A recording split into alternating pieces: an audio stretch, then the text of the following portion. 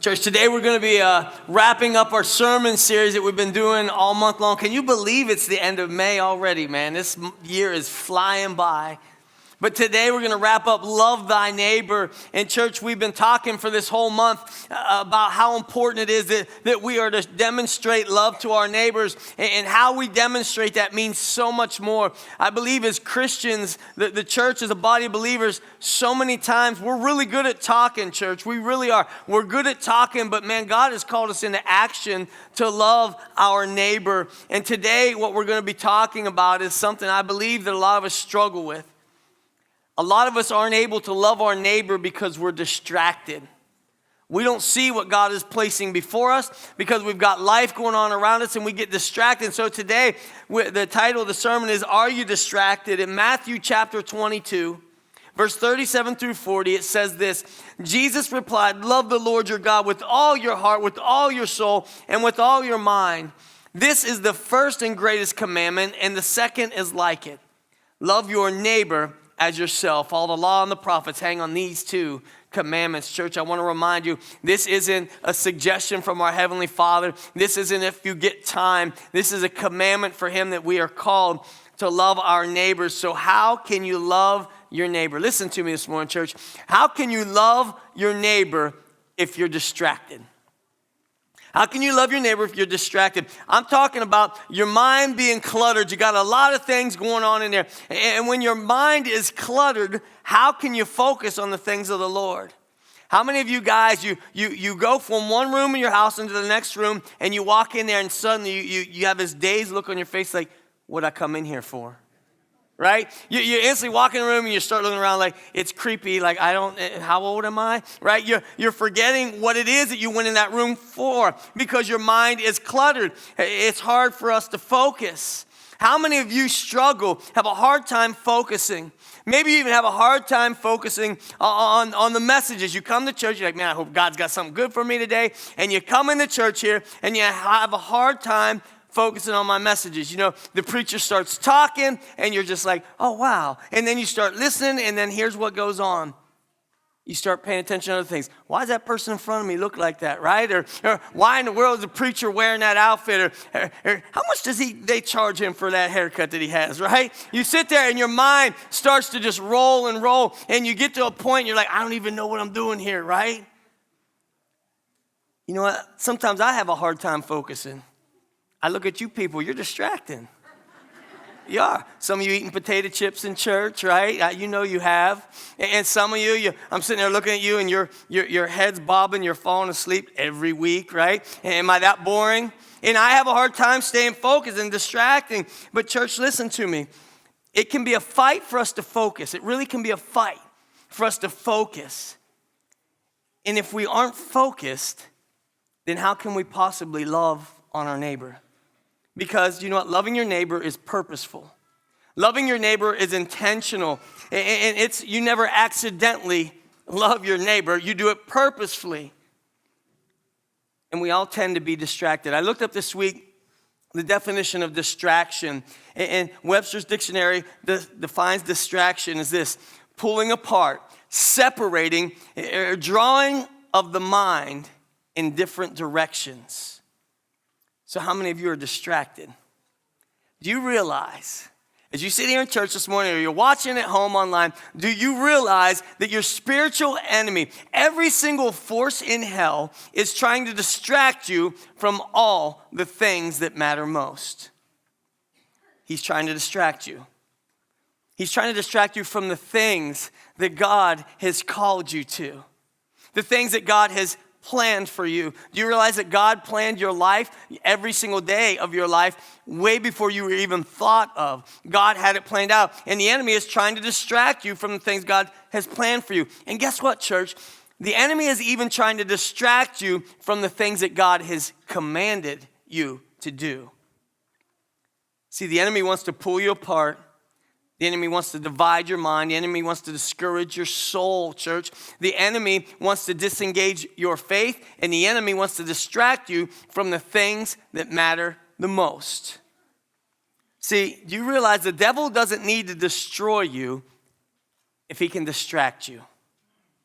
He doesn't even need to destroy you. If all he can do is throw you off your game, if he can distract you and turn you in another direction, he doesn't even need to destroy you. So today what we're going to do in this sermon, what I want to do is I want to look at how distractions can affect us. The text today is going to come from Luke chapter 10, if you'll turn there with me, in Luke chapter 10. And we're going to be focusing about two sisters who are hosting Jesus in their house. See, Martha, one of the sisters, she was hosting Jesus in church. She was running around like a wild woman. The Bible tells us that she was very much struggling with it. And you know how you get, right, ladies? You run around your house. I want to make sure the candle's still lit because I want my house to smell good. I want to make sure the toilet paper and the shower curtains match well because everyone's going to pay attention to that. You know that, right? And you get distracted with these things. And check out with me in Luke chapter 10, verse 38 and 39. It says, as Jesus and his disciples were on their way, he came to a village where a woman named Martha opened her home to him. She had a sister called Mary who sat at the Lord's feet listening to what he said.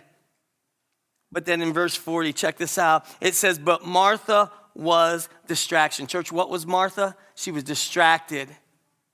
She was distracted by all the preparations that had to be made.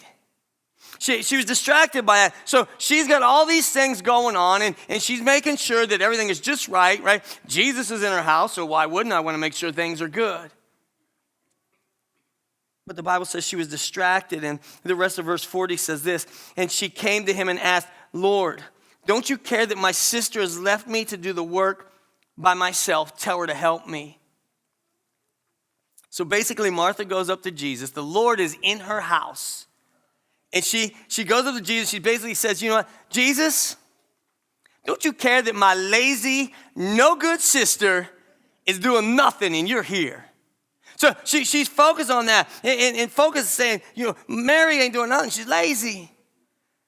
You know what? You realize that every family's got one of those people, a lazy person in your family, right? You know it's true, right? And if you're going to sit there and say, I don't think we have any lazy people in my family. You're probably the one. You're probably the lazy one. No one's had the guts to tell you yet. That lazy person, every family has one. And you have a big family meal and they don't cook anything or bring anything. They bring empty Tupperware so they can take everything home that you guys cooked. It's that one person. And see, Martha is accusing Mary of being this. And Mary, she's just sitting at the Lord's feet enjoying life. She's sitting at Jesus' feet enjoying while Martha is making it happen. And then check out verse 41 of Luke chapter 10. In this, we see an expression of love by Jesus here. And Jesus says, Martha, Martha, the Lord answered, you are worried and upset about many things. Check this out, church. Jesus goes there and he loves on Martha. He just loves on her. She basically comes in and says, you better tell my lazy sister, right? And Jesus is just loving on her. Martha, Martha. Check this out. It's like, Martha, Martha, you got a good heart, but you know what? You're distracted. Martha, Martha, your intentions are good, but you're distracted. In church, I believe that most of us, we're distracted people. We really are. We are distracted people. How many of you, your cell phone goes off nonstop? If you've ever sat in my office and talked to me for a little bit, I'm not kidding, my phone goes ding, ding, ding. It's just nonstop. And you can get caught up in that. You can really and truly get caught up in that. And what we do is I got to check my social media. Did anybody like my picture? How many people like me? Do you like me? Do you love me? Do you love me? Right? And we get caught up in all these things. In my house, and we're very intentional. We try to make sure it doesn't always happen every single day. We try to make sure we sit down as a family. You know what I'm talking about? As a family and eat. And during that time, you talk about what happened during the day. And I've been, in recent times, I've been trying to be very purposeful. I will leave my phone on the counter, and it's just at arm's length away. If I stretch, I can get it, but if not, whatever. And we'll be sitting there talking. Here's what happened today. And all of a sudden, my phone starts dinging. And I'm like a little kid. I'm sitting there just like, Who is it? What is it? What do they want? Is it funny? Is it good? Is it sad? Is it bad? Whatever. And I want to grab that phone and look at it so bad. And I try my hardest not to, but I'm being distracted because while that phone is going off, I'm not hearing what my family's saying to me. Because I'm in my mind's flying, what's going on with it? If you've got kids or you've already raised kids, you know what it's like to raise kids? It's crazy. This one's in soccer, and then your daughter's in gymnastics, and you're just flying around trying to get everybody where they need to be, and you're rushing, right, all week long. And then your kids, right, I don't know if you know this to be a fact or not. Your kids can never be hungry until they see the golden arches and you're driving past it. Then they're starving, right? As soon as you see McDonald's, it starts as early as 2 years old. Nobody wants nothing to eat until you get in the car and you drive past the Golden Arches, and then everybody, I'm starving. And you're driving by, you don't have time to stop there. And hey, find a Cheez-It or an old fry under the seat that'll tide you over until we got to get everybody where they need to be, right? And so we rush around, and we get distracted. Some of us, we work really hard. And I hope you do work hard. God tells us we're to work hard at what it is that he's called us to do. But do you know what? Sometimes we're working too hard because we want more stuff, right? If I have more stuff, it makes me happy. And if I'm happy, it'll do. And so you get in this cycle of working harder. Stuff does not make you happy, church. I hope you know that. And then we get caught up too. What do people think of me? What are they saying? What are they thinking? What are they doing? And we get caught up. We get distracted, church. And so Martha was distracted, and Jesus says to her, just so kind, Martha, Martha, the Lord answered, you are worried and you're upset about many things. And do you realize, church, that Martha really wasn't doing anything wrong? She wasn't doing anything wrong. She was doing something good. She was hosting Jesus in her house, but see, she wasn't doing what was best. She was doing something good, but she wasn't doing what was best. And we need to see often some of the most difficult choices. They're not between good and bad. Most of the difficult choices you've got in your life is between good and best. This is good, but this would be best if I did this. Church, if the enemy can't make you bad, he would distract you away. He would distract you away from using your life to the things that honor God and make an eternal difference. He will drag you away from there, and a lot of times you don't even realize it's happening. You don't understand what's going on. So how do we, with the help of God, how do you and I choose what is best? And the very first thing that we do is this. We diminish the distractions. We diminish the distractions so we can love our neighbor better. Church, we need to learn to distance ourselves from the things that tempt us to be distracted. How many of you struggle with temptation? You realize the enemy, he's got one of the greatest memories. He knows where you struggle because he's heard you speak it. He knows where you're weak. He knows where you have hard times in your life. He knows where your temptations are. And you realize he throws them right in front of you in your weakest moments to distract you, to take you off your game. Every single time when I decide, and this happens about monthly, I'm not going to eat sugar anymore, okay? I'm not going to eat sugar, and I draw the line in the sand. I'm sitting in my office, I pray about it. I ain't doing that anymore, and I go home, and my wife goes to Walmart, and the things I usually beg her to buy, she says, you don't need that. I walk home, she got Oreo double stuff, and she's got all of these. Look what I got for you today. I'm like, get away from me, Satan, right?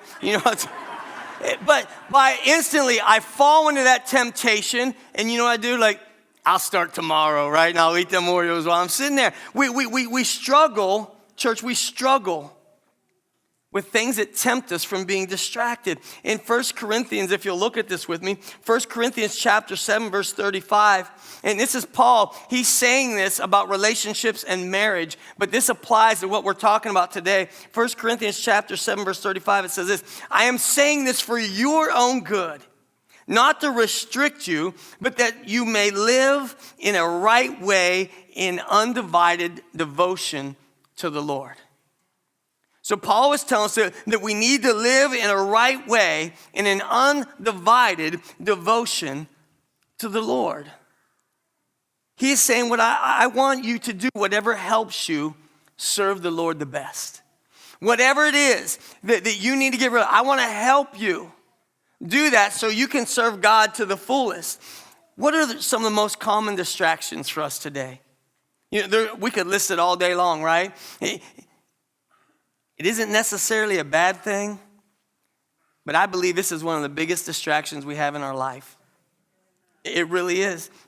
We could argue, there's the Father, there's the Son, and then there's a cell phone, and that's the order some of you guys put it in. Seriously, think about that for a minute.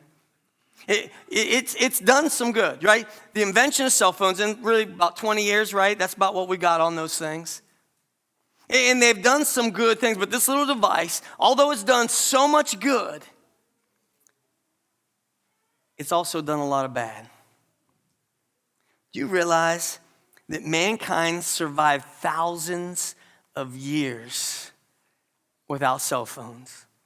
Probably happier too, right? If you really look at it. But those things can be a huge distraction for us. Many of us, if we even get 10 feet away from our cell phone, we start panicking about it. I've seen you do it. I've done it myself. All of a sudden you're like, where's my phone? Right? And you start running around, you're looking for it. Anybody see my phone? Hey, somebody call my phone. Call my phone so I can hear it ringing, right? We panic and we get in this mess because we don't have it near us. We wonder, church, why we aren't as productive as we could be. We wonder why our relationships are not as intimate as they could be. We wonder why we aren't as close to God as we would like to be. And church, I believe one of the reasons is because every 10 minutes we're being interrupted by that little phone. By that little phone. Most people in the United States of America today, every 10 minutes they pick up that phone and they start just looking. Whatever it is you're looking at. Every 10 minutes. And that's a point of interruption that's not good for you. Church, you realize that God gave you passions? Do you realize that God gave you gifts? Do you understand that God has given you callings? And He is too good, church. He is too good for us to ignore His calling and for us to ignore His commands that He has for our lives. He has called us to love our neighbors as ourselves. He's called us to pay attention to what it is He's put in front of us. In church, we've got to learn to diminish the distractions that we've got in our life. And the second thing that we need to do is this, is we need to ask God to give you power to focus on what's important. You pray, I'm seriously, church, you pray, God, give me the power to focus on what is important. In Proverbs chapter 4, if you'll flip there with me and check this out, in Proverbs chapter 4, verses 23 through 27, man, I love these words of Solomon, man, they are so good. Listen to this. It says, keep vigilant watch over your heart. That's where life starts. I want to stop there for 1 minute. Keep a vigilant watch over your heart.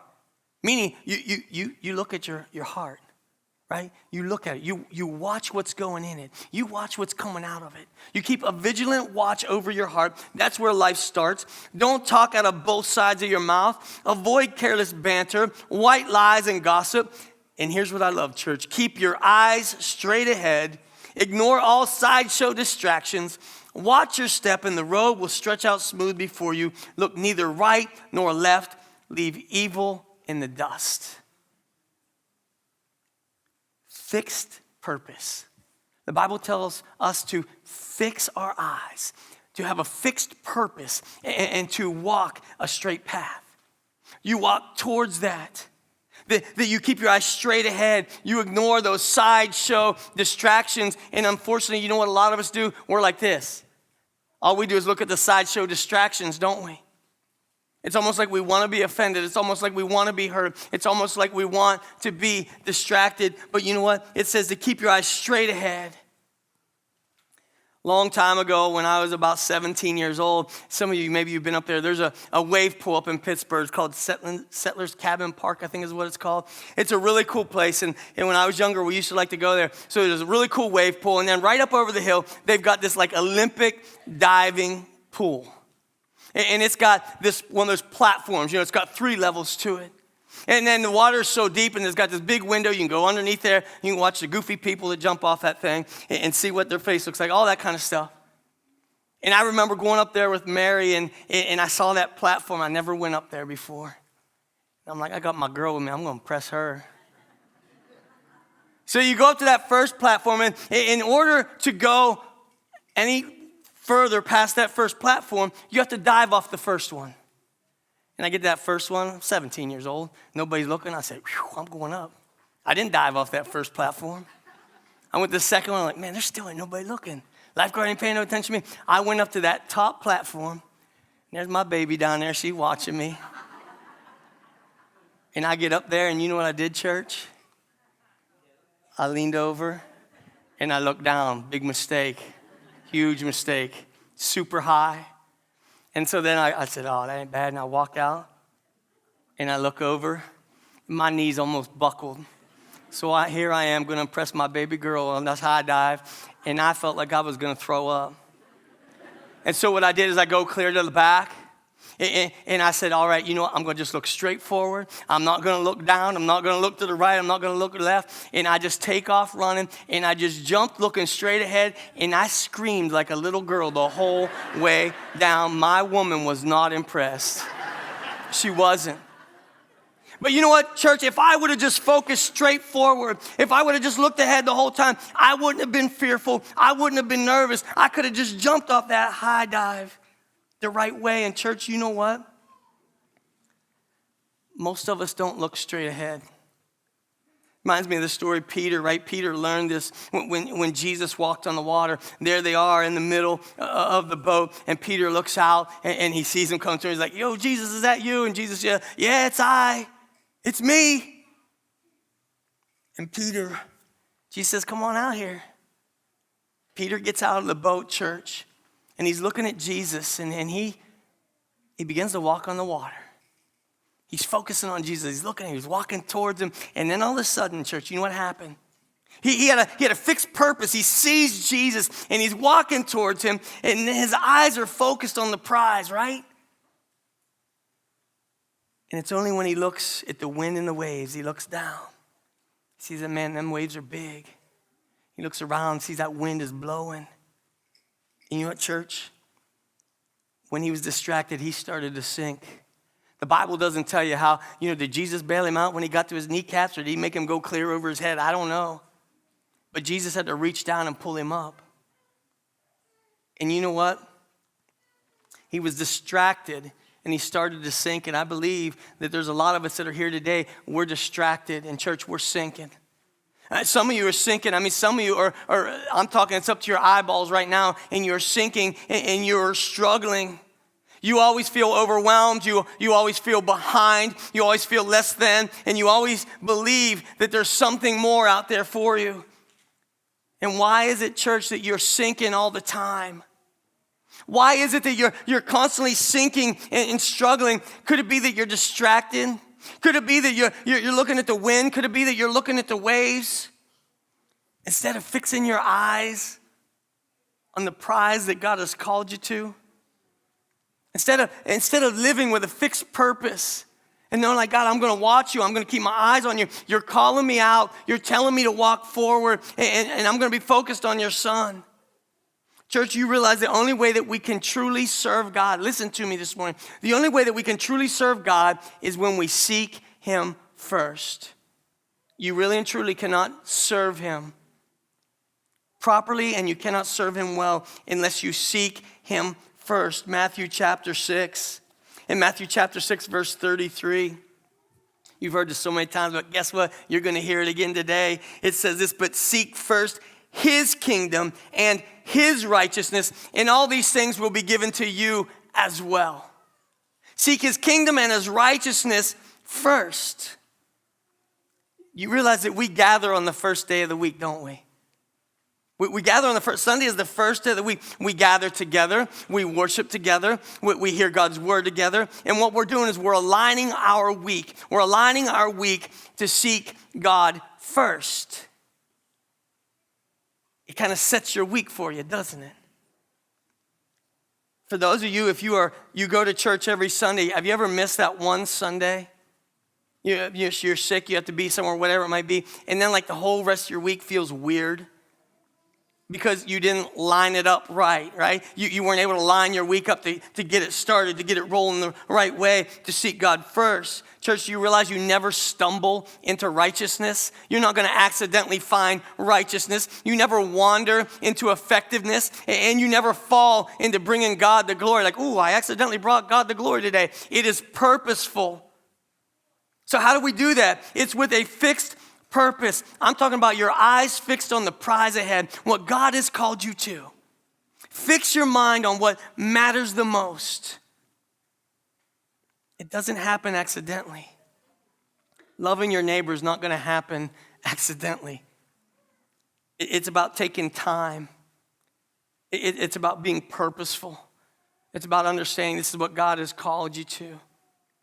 If any of you know me really well, I'm a production-oriented person, meaning like I got to produce. You got to keep it going, right? I make my list every day. My lovely wife taught me how to do that. I don't know if that was a blessing or a curse. I make a list. Here's what I want to get done. It gives me great pleasure to scribble off that list. And at the end of the day, if I got half of it done, man, I really feel like I did something. I'm production-oriented. I love to produce. I love to make it happen. But you know what I've realized? You know what I realized at times? Thank you for answering my question. I love it when that happens. I love more than anything. That threw me off. I'll tell you that right now. Good job. That don't happen. I'm distracted. That's right. Here's what it is. I've learned over time that you cannot be production over people. We all want to produce, but then what happens is many times we leave the people behind. We want to produce, we want to make it happen, but we leave the people behind. I always learned that with my boys. I always want to be a dad, and sometimes I fail. We all do. I want to make sure I'm paying attention to what they're telling me. I want to listen, Dad, what do you think about this? I want to think about it. I want to look at what they're telling me. Yeah, with my grandkids, right? With my grandkids, I decide I want to make sure that when I'm around that I'm paying attention to what they're saying. You want to hear some great stuff? You ask your small children some serious questions. You will be laughing your head off at what the answers are. And when I became a papa, I didn't want to be a grandpap because I was too young for that. I want to be papa. I like Big Papa. That's what, call me Big Papa, right? But I'm a papa, and they're like, Papa, what do you think? And I pay attention. I want to engage them because it's about people, not production. And you know what, church? God hit me upside the head one day. Mary and I, we were driving to Boardman for something. And you have a busy day, and you're trying to unwind. And I realized by the exit, the Columbiana exit from Wellsville to Columbiana, the radio wasn't playing. I wasn't talking on my phone, and me and my wife didn't even say one word to each other. And God smacked me upside the head. He said, I gave you something and you're ignoring it. And church, listen to me. It's about people. It's about being intentional. It's about being intentional. When my son and daughter-in-law blessed me with grandbabies, 2 girls, I'm not used to girls, right? Lots of boys in my family. I had a bunch of boys in my house. I'm not used to girls. I didn't know how to act, okay? Didn't know what to do. What do you do with a girl? But I realized something when they were very young. Because I always saw these girls walking around who were wounded, who felt less than. They didn't feel pretty. So when they were just babies, I would hold them and I'd whisper in their ear like, you're beautiful. You're special. I don't know why I'm getting emotional. You're amazing. God's going to do so. I would whisper this in their ears because you know why? The more they hear it, the more they believe it. And I love to see girls and men who are growing up understanding who they are in Christ Jesus. Church, it's about meaningful conversations. It's about understanding. It's people over production. And that's what we are called to do. I do not know why I'm so emotional this morning. The third thing is this. Listen to me, church. The third thing is this. listen to the voice of God.